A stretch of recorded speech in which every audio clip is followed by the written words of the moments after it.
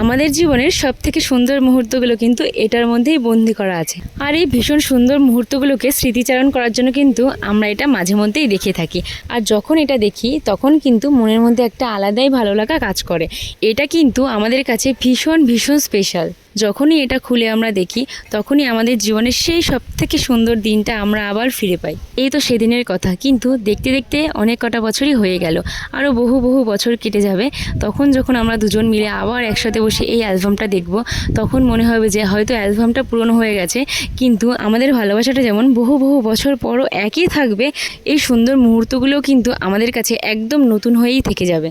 আমাদের অনেক সুন্দর মুহূর্তে সামান্য কিছু তোমাদের সাথে একটু শেয়ার করলাম। তোমরা যদি আমার এই বিয়ের অ্যালবামটা পুরো দেখতে চাও, আমাকে কিন্তু কমেন্ট করে অবশ্যই জানিও। আমি তোমাদের সাথে আমার এই বিয়ের পুরো অ্যালবামটা শেয়ার করব। আর এই ফটোগুলো কেমন লাগলো সেটা কিন্তু জানাতে ভুলো না। চলো, টাটা।